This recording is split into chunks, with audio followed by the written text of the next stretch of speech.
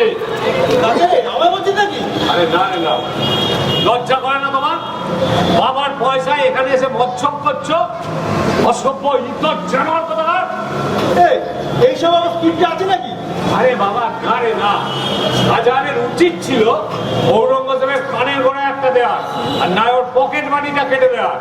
সামনে না। আচ্ছা তুই যে ক্রিকেটার পড়া একটা গেম খেলে চলে এসছে, এটা এটা খামানো যায় বলো? বাইরে আবার গেম খেলতে গেলে অনেক তো ছিল 3-4 রানি ফ্ল্যাশ। আরে বিরাট বিরাট গেম খেলে চলে এসছে। এরপরে দেখবি পুলিশ বন্দিন আমাদের 3 জনকে ধরে নিচ্ছে। হ্যাঁ বলছি। হ্যাঁ আরে এই গেমটা না খেললে কি ঘরখানা ভাড়া পাইতাম না? ঘটনা চলে কি? আরে এমনি করে না, ফাঁকা না রে, ফাঁকা না, ভক্তি ভক্তি হলো একদম একদম। ওই এক ঘরের জন্যই তো করছে। এইবার দক্ষিণা বাতাস আগত, সুখের দিন আগত, মাসিমা হাতের রান্না, টাইম করা মেঘে, ঝকঝকে বিছানা, দুপুরের লাঞ্চ। আর বউ বউটা কোথায়? কার বলবে? আরে বিপুল ব্যানার্জি বলেছে বউ থাকলে তবেই বাড়ি ভাড়া দেবে। ওখানে তো বলে চলে এলে আমাদের সবার বউ আছে। হ্যাঁ তোমারটা নয় আছে, যা এবার দেশ থেকে আনাও গিয়ে এগুলো হ্যাঁ সকাল সকাল একটা ভদ্রলোকের বাড়ি এরকম বেমানুষ ভপে চলে এলে। তুই লোক বাইরি সব দিয়ে চলে এলো। এই করলে বলছি তোর অফিসে অনেকগুলি চাকরি করে, এই বিয়ে করবো করে ছুটি করতে সকাল দিন আগে পরিষ্কার হয়। না না, ওটা পরিষ্কার হয়নি, কিন্তু এখন পরিষ্কার হয়। এই চুপচাপ। আমার কপালে অন্যটা দেখছি না। আরে তোরা চুপচাপ, আমার ভাবা হয়ে গেছে কিয়া। আমি কি তোদের মধ্যে ঢিকাই না? হ্যাঁ এই, তোর দিকে আঙুল দেখাচ্ছে, আবার আমার দিকেও। ওরা দুজনই হলি আমার বউ। মাথাটা পুরো গেছে মাইরি, অপারেট করতে হবে রে। এই চলে নাকি থিয়েটারে একটা? আরে বাবা, ওটা নাটক আর এটা বাস্তব ছিল। তা রামকৃষ্ণ দেবী তো কইয়া গেছে, লাইফ ইজ এ স্টেজ। মনোজা এটা রামকৃষ্ণদেব না, এটা দেখি আর বলেছে। রামকৃষ্ণদেব বলেছে থিয়েটারে লোক শিখতে হয়। তা আলাদা কিছু হইল না। জীবনের রঙ্গমঞ্চে না দাঁড়াইলে লোক শিক্ষা হবে কেন? ফাইনাল করতে পারবা না না, ছবি? ঠিক আছে। এবার যদি কইছো যে আমাকে নতুন নাটক দেখতে চলো, তখন পাশায় ফাটাস করে দিব একটা।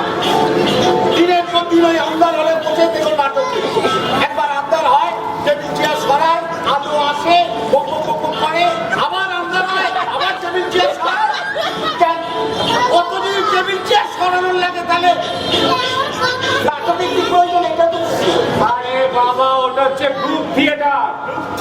আরে ওসব বুঝতে গেলে না ইন্টারনেট লাগে। ইন্টালেক্ট একে তো সেনা জানা আসতো না, তাদের সেনা জানা এই অপমান করছি কি করে? অনেকক্ষণ ধরে করেছো। করবোই তো।